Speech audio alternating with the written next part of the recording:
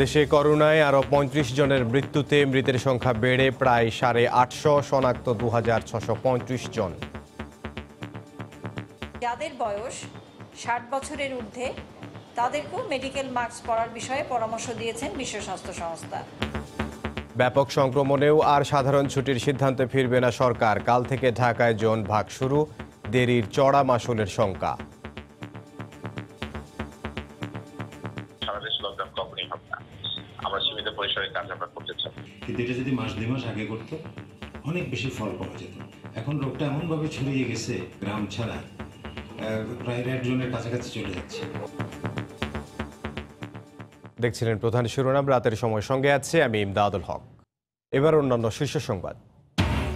দেশে মোট কোভিড রোগীর অর্ধেকের বেশি শনাক্ত গেল ২ সপ্তাহে। প্রয়োজন সক্ষমতার দ্বিগুণ পরীক্ষা, ভ্রাম্যমাণ বুথের কথা ভাবছে মন্ত্রণালয়। বিশ্ব বাণিজ্য যুদ্ধ পরিস্থিতির নতুন সম্ভাবনা তৈরি করেছে পোশাক খাতে। ছাঁটাই নয়, প্রয়োজন উৎপাদন বাড়ানো, কূটনৈতিক তৎপরতার পরামর্শ। ব্রাহ্মণবাড়িয়ার নাসিরনগরে কয়েক মিনিটের টর্নেডোয় তছনছ অন্তত ১০ গ্রাম। একজনের মৃত্যু, বিধ্বস্ত শতাধিক ঘর বাড়ি, খোলা আকাশের নিচে বাসিন্দারা।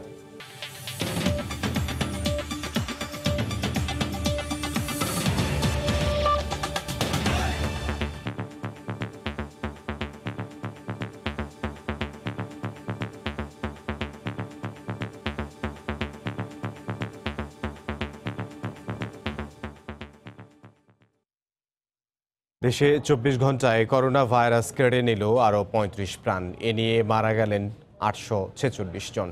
নতুন করে ভাইরাসটিতে আক্রান্ত হলেন ২৬৩৫ জন। আজ কোভিড-১৯ নিয়ে স্বাস্থ্য অধিদপ্তরের নিয়মিত স্বাস্থ্য বুলেটিনে এ তথ্য তুলে ধরা হয়। মাস্ক পরাসহ সামাজিক দূরত্ব নিশ্চিত করে স্বাস্থ্যবিধি না মানলে পরিস্থিতির আরও অবনতি হবে বলে আশঙ্কা করছে স্বাস্থ্য বিভাগ। করোনা সংক্রমণের ৯১তম দিনে এসেও বাংলাদেশে এই ভাইরাসের বিষাক্ত ছোবল প্রতিনিয়তই বাড়িয়ে তুলছে চাপা কান্না। স্বাস্থ্য অধিদপ্তরের নিয়মিত বুলেটিনে শনিবার জানানো হয়, গেল ২৪ ঘন্টায় কোভিড-১৯-এ মারা গেছেন ৩৫ জন। ১২,৪৮৬টি নমুনা পরীক্ষা করে ২,৬৩৫ জনের দেহেই উপস্থিতি পাওয়া গেছে করোনার। সংক্রমণের হার এখন ২১.১০%। যা শনাক্ত হয়েছে তাতে আমাদের লিঙ্গভেদে পুরুষ ৭১% এবং নারী ২৯%। গত ২৪ ঘন্টায় মৃত্যুবরণ করেছেন ৩৫ জন। এ পর্যন্ত মৃত্যুবরণ করলেন ৮৪৬ জন। মৃত্যুর এই মিছিলে শেষ ৩৫ জনের মধ্যে পুরুষ ২৮ জন আর নারী ৭ জন, যার মধ্যে ৫১ থেকে ৬০ বছর বয়সী মারা গেছেন ১০ রোগী। অধিদপ্তর বলছে, সাবধানতা ছাড়া কিছুতেই সম্ভব নয় এই মহামারী মোকাবেলা। যাদের বয়স ৬০ বছরের ঊর্ধ্বে তাদেরকেও মেডিকেল মাস্ক পরার বিষয়ে পরামর্শ দিয়েছেন বিশ্ব স্বাস্থ্য সংস্থা। বুলেটিনে জানানো হয়, দেশে এই ভাইরাসে পুরুষদের মৃত্যুর হারই বেশি। বিভাগওয়ারি মৃতের তালিকায় এখনও সর্বোচ্চ ঝুঁকিপূর্ণ অবস্থানেই রয়ে গেছে রাজধানী ঢাকা। গত ২৪ ঘন্টায় যারা মৃত্যুবরণ করেছেন তাদের মধ্যে ঢাকায় ২০ জন, চট্টগ্রামে ৮ জন, সিলেট ২ জন, রাজশাহী ৩ জন এবং বরিশাল বিভাগে ২ জন। বর্তমানে দেশে ৫৬,৩৯৭ জনের কোয়ারেন্টিনে থাকার তথ্য তুলে ধরে মাতৃদুগ্ধ পানের বিষয়েও আশ্বস্ত করেছে স্বাস্থ্য অধিদপ্তর। বুকের দুধের মাধ্যমে করোনা ভাইরাস সংক্রমিত হয় না, কাজে আপনি আপনার শিশুকে বুকের দুধ পান করাতে পারেন। দেবাশিস রায়, সময় সংবাদ, ঢাকা। করোনা পরিস্থিতি নিয়ে স্বাস্থ্য অধিদপ্তরের বুলেটিন বিশ্লেষণ করেছেন এহসান জুয়েল। ৯১তম দিন, ১৪তম সপ্তাহের শুরু। আমরা যদি স্বাস্থ্য অধিদপ্তর গত ২৪ ঘন্টায় যে তথ্যগুলো দিয়েছে সেগুলোর বিশ্লেষণে যাই, তাহলে দেখতে পাবো এখন পর্যন্ত দেশে গত ২৪ ঘন্টায় নমুনা পরীক্ষা করা হয়েছে ১২,৪৮৬টি।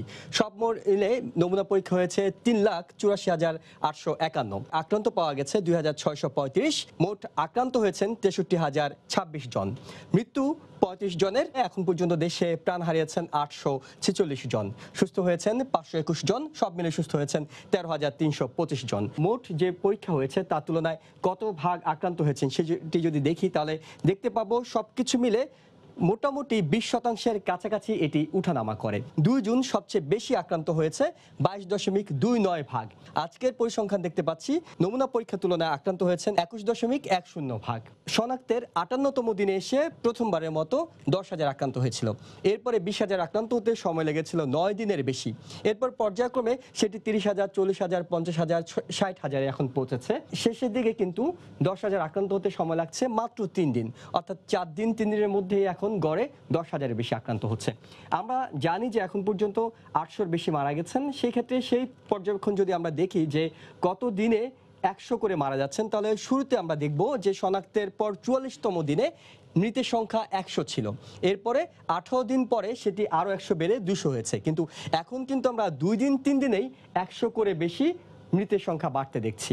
অর্থাৎ এখন আক্রান্ত ও মৃত দুটি সংখ্যাই খুব দ্রুত বাড়ছে। সবচেয়ে বেশি এখন পর্যন্ত আক্রান্ত হয়েছেন 21 থেকে 40 বছর বয়সের মধ্যে, অর্থাৎ মোট আক্রান্তের 55 ভাগই কিন্তু 21 থেকে 40 বছরের মধ্যে। আজ স্বাস্থ্য অধিদপ্তর যখন তাদের বুলেটিনটি প্রচার করে সেখানে আরেকটি গুরুত্বপূর্ণ পরামর্শ দেওয়া হয়েছিল। সেটি বলা হয়েছিল সকলকে যাতে মাস্ক পরিধান করে সেই বিষয়টি নিশ্চিত করতে, এবং এই ক্ষেত্রে পরামর্শ দেওয়া হয়েছে যারা সাধারণ আছেন তারা যাতে কাপড় তৈরি মাস্ক পরেন, কিন্তু যাদের বয়স 60 বছরের বেশি তারা যাতে মেডিকেল মাস্কগুলো পরিধান করেন যাতে তাদের শ্বাসের সুবিধা হয়। এখন পর্যন্ত এই ছিল আমার কাছে করোনা 24 ঘন্টার সবশেষ খবর। সংক্রমণের মাত্রা বাড়লেও আর সাধারণ ছুটির সিদ্ধান্তে ফিরছে না সরকার। জোন ভাগ করে এলাকা ভিত্তিক লকডাউন করার কথা জানালেন জনপ্রশাসন প্রতিমন্ত্রী ফরহাদ হোসেন। কাল থেকেই রাজধানীতে জোন ভাগের কাজ শুরু হবে বলে জানান তিনি। আর বিশেষজ্ঞরা বলছেন জোন ভিত্তিক লকডাউনে দেড়ির চড়া মাশুল গুনতে হবে। মাহমুদ রাকিবের রিপোর্ট। দেশে গেল 2 সপ্তাহে আশঙ্কাজনক হারে বেড়েছে করোনা আক্রান্ত ও মৃতের সংখ্যা। স্বাভাবিক জীবনযাত্রায় ফেরার চেষ্টাকে ম্লান করে দিচ্ছে কোভিড সংক্রমণের মাত্রা। এই পরিস্থিতিতে শনিবারও দফায় দফায় বৈঠক করেছে স্বাস্থ্য, স্বরাষ্ট্র, জনপ্রশাসন ও আইসিটি মন্ত্রণালয় সহ সংশ্লিষ্ট বিভিন্ন দফতর। বৈঠক শেষে জনপ্রশাসন প্রতিমন্ত্রী জানান, পুরো দেশে আর সাধারণ ছুটি ঘোষণার চিন্তা নেই সরকারের। ঝুঁকি বিবেচনায় রেড, ইয়েলো ও গ্রিন জোনে ভাগ করার দিকে এগোচ্ছেন তারা। স্বাস্থ্য মন্ত্রণালয় জানিয়েছে, আইইডিসিআর, স্বাস্থ্য অধিদপ্তর ও আইসিটি মন্ত্রণালয়ের সহায়তা নিয়ে রোববার থেকেই ঢাকায় জোন ভাগের কাজ শুরু হবে। ঢাকা শহরের একাধিক জায়গায় কালকে পাইলটিং করা একটা প্রচেষ্টা তারা হাতে নিয়েছে। সেটা যদি কমপ্লিট করতে পারে আমরা হয়তো কালকে থেকেই দেখতে পাবো। যেগুলোতে রেড জোন কনসিডার করা হবে সেগুলোতে সবকিছু লকডাউন রাখা হবে এবং এলাকাগুলো অনেক বিশাল এলাকা নেওয়া হবে না। ওয়ার্ড ভিত্তিক করা যেতে পারে, মহল্লা, একটা পাড়া, এইভাবে করা যেতে পারে। রেড জোন কতটা স্ট্রিক্ট, রেস্ট্রিকশন সেখানে কতটুকু থাকবে টু দা পয়েন্ট, এবং এইটা আমরা এখন ইফেক্টিভলি এটা কাজ হবে এবং আমার মনে হয় বাস্তবায়ন যদি করতে পারি তা এটা কার্যকরী পদক্ষেপ হতে যাচ্ছে সরকার। লকডাউন, সারা দেশ লকডাউন কখনই হবে না। আমরা সীমিত পরিসরের কাজ আমরা করতে চাই। চূড়ান্ত সিদ্ধান্ত মাননীয় প্রধানমন্ত্রী দিবেন, খুব তাড়াতাড়ি আমাদের সিদ্ধান্ত জানাবেন, নির্দেশনা দেবেন। তবে বিশেষজ্ঞরা বলছেন আরো 2 মাস আগেই শুরু করা উচিত ছিল জোন ভাগের কাজ। তো এটা আজকে করলে কতটুকু সুফল পাওয়া যাবে নিশ্চিত নেই, কিন্তু এটা যদি মাস 2 মাস আগে করতো অনেক বেশি ফল পাওয়া যেত। তখন আমরা অনেক বেশি রোগটাকে নিয়ন্ত্রণে রাখতে পারতাম। বর্তমানে দেশে গড়ে মোট নমুনা পরীক্ষার 20% বেশি মানুষের দেহে করোনা ভাইরাস শনাক্ত হচ্ছে। মাহমুদ রাকিব, সময় সংবাদ, ঢাকা। করোনার সংক্রমণ বাড়ায় রেড জোন ঘোষণা করায় আজ থেকে লকডাউনে কক্সবাজার পৌর এলাকা। যদিও আগের মতোই চলছে গণপরিবহন সহ ব্যক্তিগত যানবাহনও। মানুষের মধ্যে নেই কোনো সচেতনতা, দিচ্ছে নানা অজুহাত। আর প্রশাসনের নজরদারি দৃশ্যমান না হলেও সম্মিলিত চেষ্টা করার কথা বলছে পুলিশ ও জেলা প্রশাসন। বিস্তারিত জানবো সুজাউদ্দিন রুবেলের রিপোর্টে। কক্সবাজার শহরের লালদিঘির পাড়ের প্রধান সড়ক, যেখানে চলছে গণপরিবহন সহ ব্যক্তিগত যানবাহন। করোনা সংক্রমণ বাড়ায় কক্সবাজার পৌর এলাকায় রেড জোন ঘোষণা করলেও লকডাউনের প্রথম দিনের দৃশ্য এটি। কেউ মানছেন না প্রশাসনের নির্দেশনা, দিচ্ছেন নানা অজুহাত। বাজার করবো, নাগা যেতে পারবো না। আমরা বাহির হই নাই, আমাদেরকে ফ্যাট আমাদেরকে বাহির করেছে। বিশেষজ্ঞরা বলছেন এই মুহূর্তে করোনা সংক্রমণ বাড়ায় মানুষকে সচেতন হবার পাশাপাশি লকডাউন কঠোর করতে হবে। আইসিইউ, এইচডিইউ এবং অন্যান্য যে ভেন্টিলেটর সহ ফ্যাসিলিটিগুলো প্রয়োজন ছিল সেগুলো এখনো পর্যন্ত এখানে কিন্তু নেই। এই মুহূর্তে অত্যন্ত কঠোর লকডাউন মেনটেন করাটা খুবই জরুরি। আর লকডাউন কঠোরভাবে কার্যকর করতে সবাইকে নিয়ে চেষ্টা করা হচ্ছে বলে জানিয়েছেন প্রশাসনের এই দুই কর্মকর্তা। কমিটির মাধ্যমে যার যার এলাকা লকডাউন এবং যার যার এলাকায় মুভমেন্ট লিমিটেড করার জন্য সবাই মিলে একাত্মভাবে চেষ্টা করে যাচ্ছি। এবার আগামী 2 সপ্তাহ এখানে যে সীমিত আকারে যেসব চলাচলগুলো এমার্জেন্সি যেগুলো প্রয়োজন সেগুলো শুধু থাকবে, অন্য সব বন্ধ থাকবে যাতে এই সংক্রমণের হারটা কমে আসে। গত 62 দিনে কক্সবাজারে করোনা আক্রান্ত হয়েছেন 872 জন আর মৃত্যুবরণ করেছেন একজন রোহিঙ্গা সহ 19 জন। সুজাউদ্দিন রুবেল, সময় সংবাদ, কক্সবাজার। দেশে মোট করোনা আক্রান্তের অর্ধেকের বেশি শনাক্ত হয়েছে গেল 2 সপ্তাহে। এই অবস্থায় বর্তমান সক্ষমতার দ্বিগুণ নমুনা পরীক্ষার কথা বলছেন বিশেষজ্ঞরা। ভোগান্তি কমাতে ভ্রাম্যমাণ বুথের মাধ্যমে নমুনা সংগ্রহের কথা ভাবছে স্বাস্থ্য মন্ত্রণালয়। তবে সতর্ক নজরদারিতে নিশ্চিত করতে হবে বুথের সর্বোচ্চ সুরক্ষা। ফারাক ভুইয়া রবিনের রিপোর্ট। বয়ে বেড়াচ্ছেন কোভিড-19-এর লক্ষণ উপসর্গ। নমুনা পরীক্ষার জন্য নেই চেষ্টার কোনো কমতি, কিন্তু পিছু ছাড়ছে না বিড়ম্বনা আর সময়ের অপচয়। প্রথম দিন শুনলাম যে ওনাদের লাইন শেষ হয়ে গেছে, মানে টাইম শেষ, এরপরের দিন কিট শেষ, তারপরের দিন ওনারা 3 তারিখ আসে নাই, 4 তারিখ 12টার সময় এসে বলে কিট নাই। ডিএসআর মেনুতে চেষ্টা করেও অনলাইন রেজিস্ট্রেশন করার চেষ্টা করেও করতে পারি নাই। দক্ষিণ এশিয়ার দেশগুলোর মধ্যে জনসংখ্যা অনুপাতে নমুনা পরীক্ষার তালিকায় প্রায় তলানিতে বাংলাদেশের অবস্থান।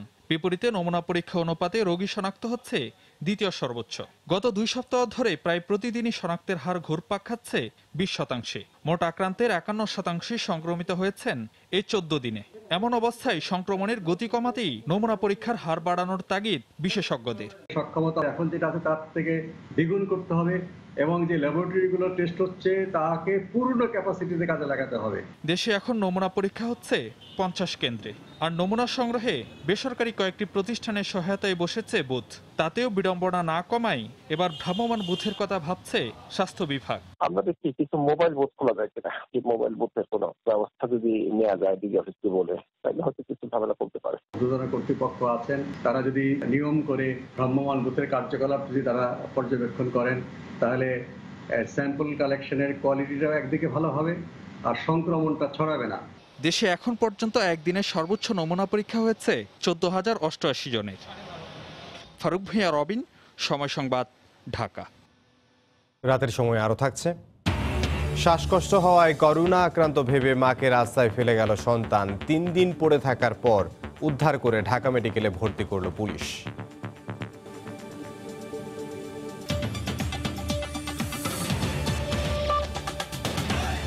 করোনার কারণে দেশের পোশাক শিল্প বিপর্যস্ত অবস্থায় পড়লেও চলমান বিশ্ব বাণিজ্য যুদ্ধ পরিস্থিতি এই খাতের জন্য নতুন সম্ভাবনাও তৈরি করেছে। তবে এই সম্ভাবনাকে বাস্তবে রূপ দিতে সরকারকেই মূল ভূমিকা পালন করতে হবে বলে মনে করেন এই খাতের ব্যবসায়ীরা। সরকারকে আমদানিকারক দেশগুলোর সঙ্গে কূটনৈতিক চ্যানেলে আলাপের কথা বলেছেন তারা। নুরজামাল আতিকের ক্যামেরায় বিস্তারিত জানবো কমলদের রিপোর্টে। চলতি বছরের শুরু থেকে নানা ধরনের জটিলতার মুখে পড়ে দেশের তৈরি পোশাক শিল্প। বিশেষ করে করোনা ভাইরাসের কারণে ফেল মৌসুম হিসেবে চিহ্নিত জুন জুলাইয়ের পুরো অর্ডারেই বিপর্যস্ত হয়। 26শে মার্চ সারা দেশে অঘোষিত লকডাউন শুরু হওয়ার পর বন্ধ হয়ে যায় দেশের সবগুলো গার্মেন্টস কারখানা। ঠিক 1 মাস পর 26শে এপ্রিল থেকে আবারও সীমিত আকারে উৎপাদন শুরু হয় এই গার্মেন্টস কারখানাগুলোতে। তবে গার্মেন্টস শ্রমিকদের স্বাস্থ্য সুরক্ষা নিশ্চিতের ভিত্তিতে আগস্ট সেপ্টেম্বরের হলিডে মৌসুমের পাশাপাশি নভেম্বর ডিসেম্বরের স্প্রিং মৌসুমের অর্ডার পায় বাংলাদেশের গার্মেন্টস ব্যবসায়ীরা। অর্ডারের ব্যাপারে যদি বলি, নেক্সট সিজনের খুব সন্তোষজনক না। আমাদের যতটুকু প্রয়োজন তার চাইতে বলা যায় আমরা 40 to 50% কোয়ারিজ আছে।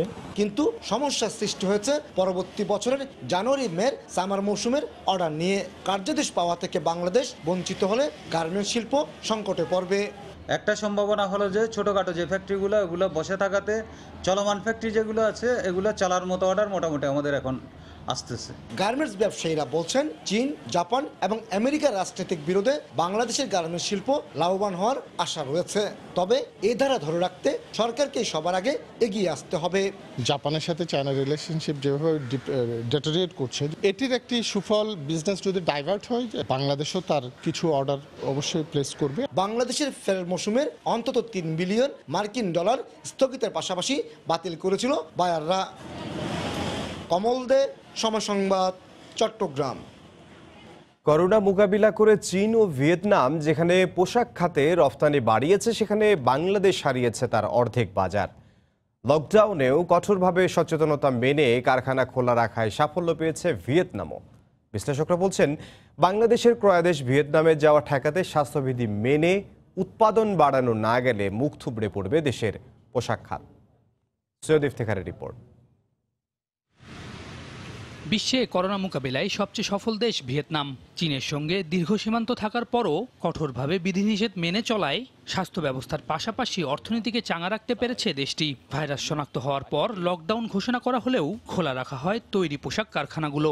ইউরোপ আমেরিকায় মাস্ক, পিপিই উপহার পাঠিয়ে নতুন কৌশলে বাজার ধরেছে দেশটি। যুক্তরাষ্ট্র সহ আর অন্যান্য দেশকে তারা কিছু ফেস মাস্ক ডোনেশন করে এবং সেটা তাদের গার্মেন্টস প্রোডাক্ট হিসাবে। এইটাকে যখন তারা খুব সফলভাবে পোট্রে করতে পারলো, তাতে করে তারা আসলে নিজেদের সক্ষমতাটাকে একবার প্রমাণ করতে পেরেছে। বিজিএমই এর তথ্য বলছে, গেল মে মাসেই কেবল ৬২% পোশাক রফতানি কমেছে। ক্রয়াদেশ চলে যাচ্ছে ভিয়েতনাম ও চীনে। আগামী 2 মাস পরে বাংলাদেশের ওই প্রোডাকশন ক্যাপাসিটি থাকবে না। অনেক ফ্যাক্টরি এমনি বসে যাবে, বিকজ তাদের এনাফ কাজ এই মুহূর্তেই নাই। শুধু সংকট না দেখে তৈরি পোশাক কারখানা মালিকদের সম্ভাবনার দিকেও নজর দেওয়া উচিত বলে মনে করেন প্রধানমন্ত্রীর বেসরকারি শিল্প ও বিনিয়োগ উপদেষ্টা। আমাদের ইনশাল্লাহ এক্সপোর্ট বাড়বে। ওয়ার্ল্ডে লকডাউনটা চলে যাচ্ছে, ডিমান্ডটা আসতেছে, সব দোকানগুলি আবার ইউরোপে খুলে যাচ্ছে। বিশেষজ্ঞরা বলছেন, বর্তমান পরিস্থিতিতে উৎপাদন না বাড়িয়ে শ্রমিক ছাঁটাই ডেকে আনতে পারে আরো বড় বিপর্যয়। করোনা ভাইরাসের আমলে প্রতিযোগিতাটা শুধু প্রাইসের প্রতিযোগিতা না, এখানে প্রতিযোগিতাটা মূল্য এবং তার সাথে সাথে কত নিরাপদ কমপ্লায়েন্ট পরিবেশে আমরা উৎপাদন করছি। তারা আরও বলছেন, কূটনৈতিক তৎপরতার মাধ্যমে নতুন নতুন বাজার সৃষ্টি করা ও বৈশ্বিক চাহিদা অনুযায়ী রফতানি করা না গেলে আগামীতে আরও প্রকট হবে পোশাক খাতের সংকট। সৈয়দ ইফতেখার, সময় সংবাদ। এডিস মশা নিধনে চিরুনি অভিযান চালাচ্ছে উত্তর সিটি কর্পোরেশন। সকাল থেকে দুপুর পর্যন্ত গুলশানের বিভিন্ন নির্মাণাধীন ভবন এবং বাসা বাড়িতে অভিযান চালানো হয়। এ সময় এডিস মশার লার্ভা পাওয়া বাড়ির মালিকদের জরিমানা করেন নির্বাহী ম্যাজিস্ট্রেট। রাজধানীর গুলশানের অভিজাত বাড়ি দৃষ্টিনন্দনে বাড়িতে মিলেছে এডিস মশার লার্ভা। করোনার মাঝেই ডেঙ্গুর প্রকোপ। গত বছর বাংলাদেশে ডেঙ্গুর ভয়াবহ অভিজ্ঞতার পরও চলতি সময় দেশে ডেঙ্গু রোগী যখন বাড়ছে লাফিয়ে লাফিয়ে, তখনও অসচেতনতার দোহাই বাড়ির মালিকের। এসব বাড়ির পাশাপাশি বিভিন্ন নার্সারি, বাগান, নির্মাণাধীন ভবনে অভিযান পরিচালনা করা হয়। এডিস মশার লার্ভা পাওয়ায় বেশ কয়েকটি বাড়ির মালিককে জরিমানাও করা হয়। দীর্ঘদিন 2 মাস পর্যন্ত ছুটিতে হঠাৎ করে প্রজেক্টে আসছে আর কি।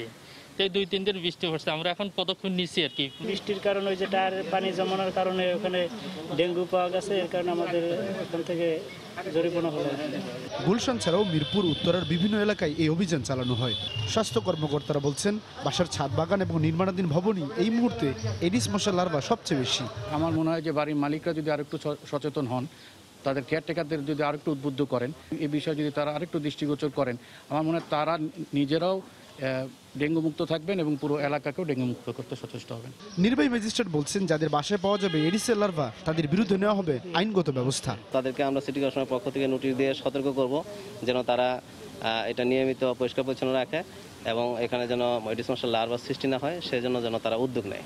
পাশাপাশি জরিমানা চলবে এবং সচেতনতার কার্যক্রমও চলবে। উত্তর সিটি কর্পোরেশনের এই চিরুনি অভিযান চলবে আগামী 15 জুন পর্যন্ত। সাদাত রহমতুল্লাহ, সময় সংবাদ, ঢাকা। সাবেক স্বাস্থ্যমন্ত্রী এবং বর্ষিয়ান আওয়ামী লীগ নেতা মোহাম্মদ নাসিমের অবস্থা সংকটাপন্ন। তাকে রাজধানীর শ্যামলীতে বাংলাদেশ স্পেশালাইজ হাসপাতালে আইসিইউতে রাখা হয়েছে।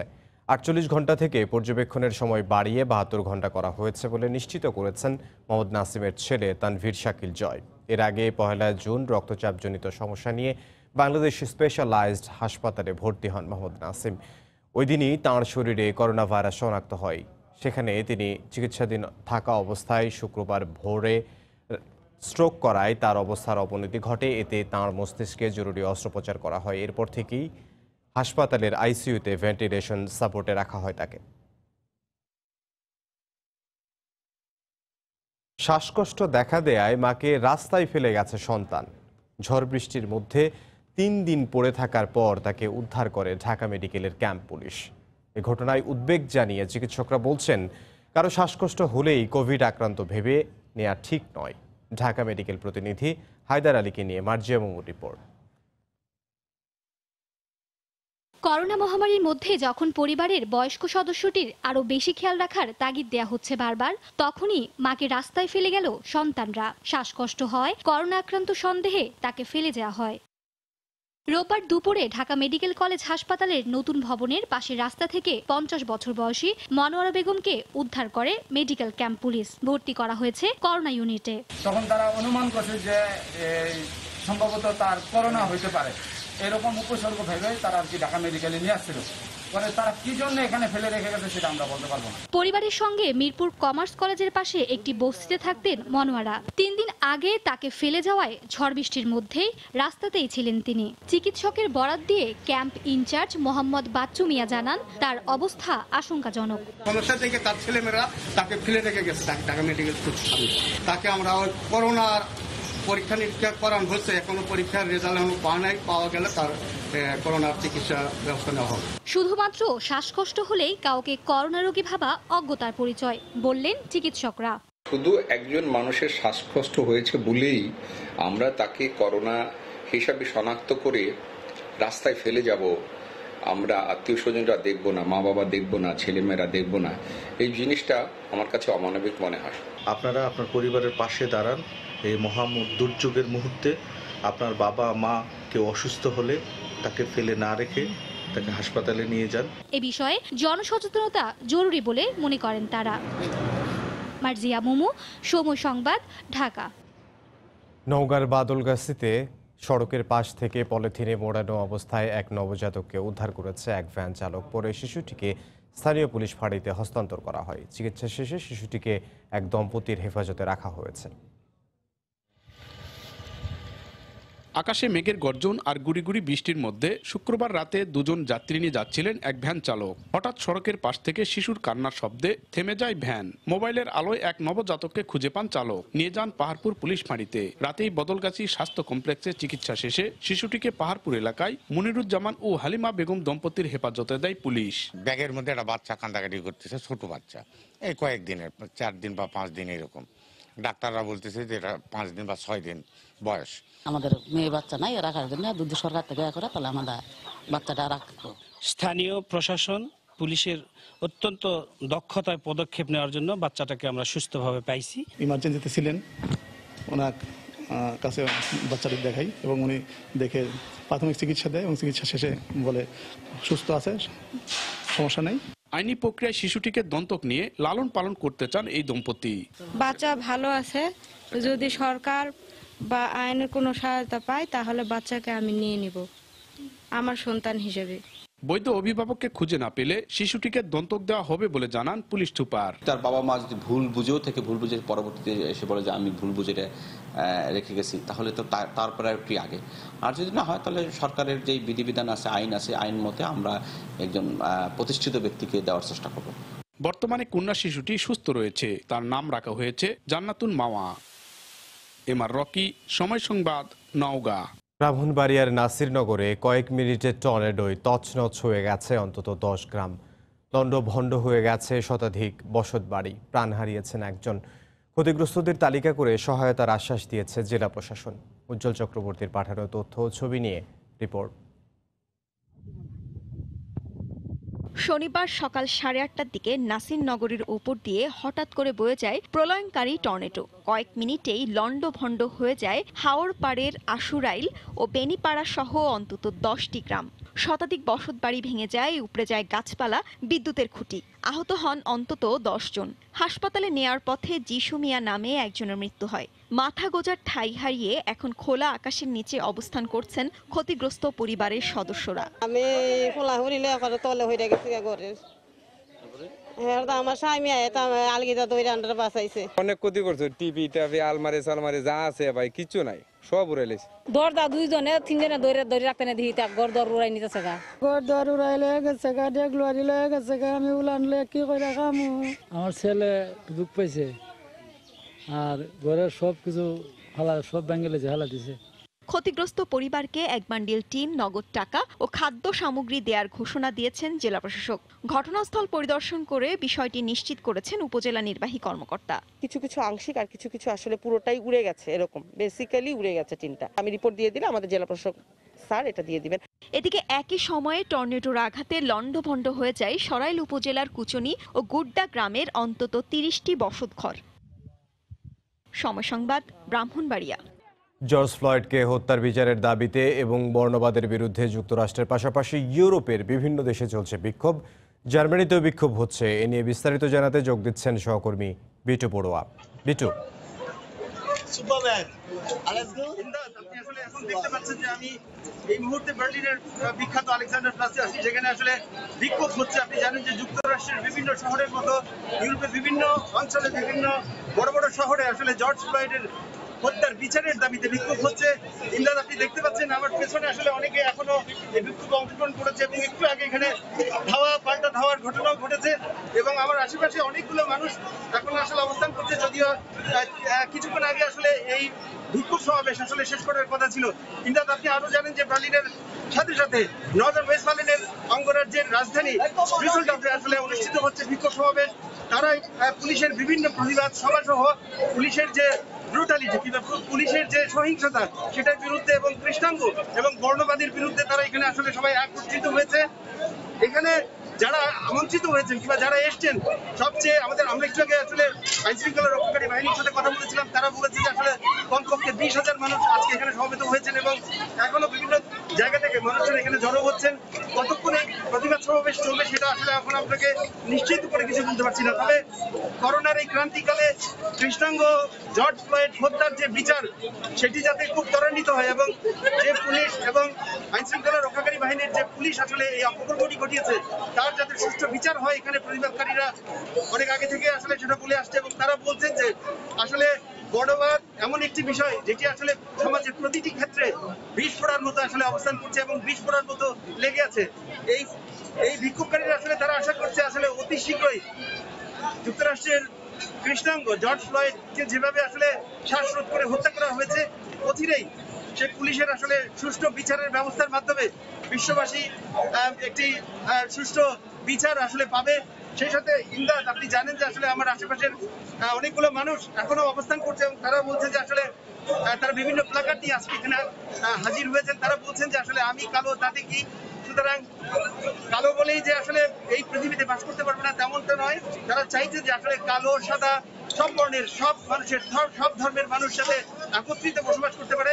সেই বিষয়টি আসলে সেখানে এই প্রতিবাদ সমাবেশ থেকে আসলে নিশ্চিত করার কথা বলেছে এবং এখানে যারা আজকে উপস্থিত হয়েছেন তারা চাইছে অতি শীঘ্রই যাতে জার্মানির এই বার্লিনের মতো ইউরোপের অন্যান্য সকল শহরে যাতে প্রতিবাদ সমাবেশ অনুষ্ঠিত হয় এবং পুলিশি সহিংসতার বিরুদ্ধে যাতে সবাই এক হতে পারে। কিন্তু আপাতত এই ছিল আমার কাছে সর্বশেষ। ধন্যবাদ বিটু আপনাকে। জার্মানি থেকে যোগ দিয়েছিলেন বিটু বড়ুয়া।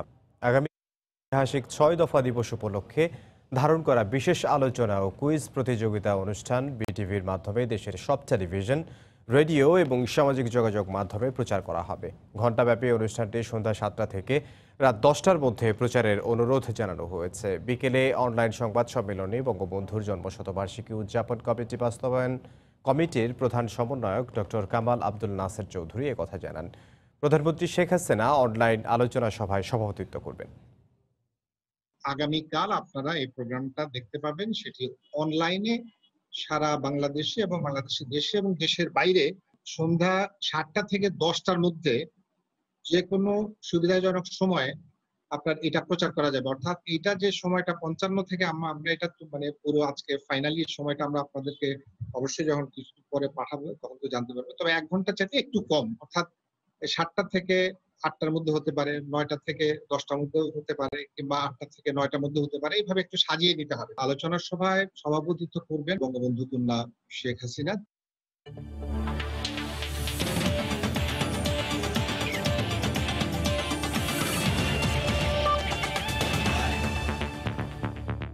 পরিস্থিতি বিবেচনায় এবছরের টি-20 বিশ্বকাপ পেছানো হলে খুশি হব, সময় সংবাদকে কথা জানিয়েছেন টি-20 অধিনায়ক মাহমুদুল্লাহ রিয়াদ।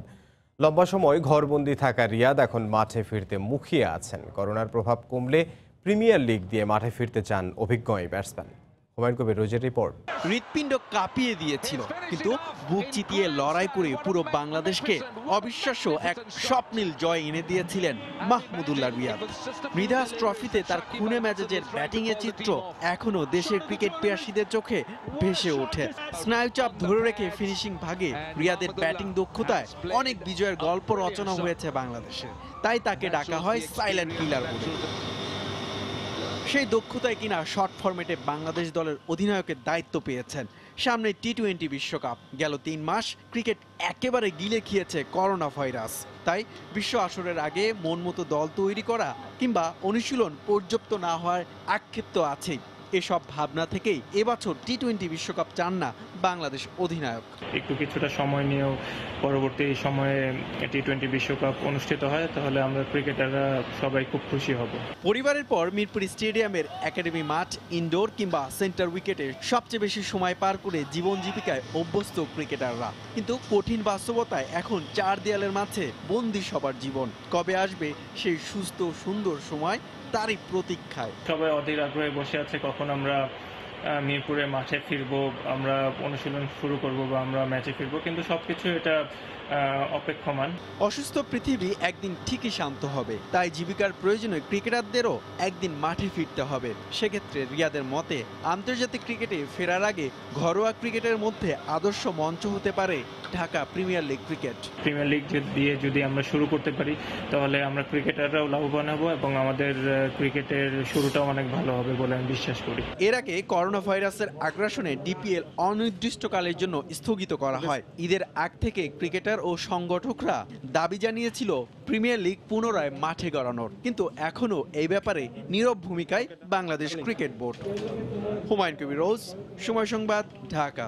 এ পর্যায়ে শীর্ষ সংবাদ জানিয়ে দিচ্ছে আরেকবার। দেশে করোনায় আরও 35 জনের মৃত্যু, শনাক্ত 2635 জন। ব্যাপক সংক্রমণেও আর সাধারণ ছুটির সিদ্ধান্তে ফিরবে না সরকার। কাল থেকে ঢাকায় জোন ভাগ শুরু। বিশ্ব বাণিজ্য যুদ্ধ পরিস্থিতি নতুন সম্ভাবনা তৈরি করেছে পোশাক খাতে। ছাঁটাই নয়, প্রয়োজন উৎপাদন বাড়ানো, কূটনৈতিক তৎপরতার পরামর্শ। ব্রাহ্মণবাড়িয়ার নাসিরনগরে কয়েক মিনিটের টর্নেডোয় তছনছ অন্তত 10টি গ্রাম, একজনের মৃত্যু, বিধ্বস্ত শতাধিক ঘরবাড়ি, খোলা আকাশের নিচে বাসিন্দারা। এই ছিল রাতের সময়। আপনার মোবাইলে সময় সংবাদ দেখতে ও সব খবর পেতে ডাউনলোড করুন সময় অ্যাপ আর সঙ্গে থাকুন সময়ের।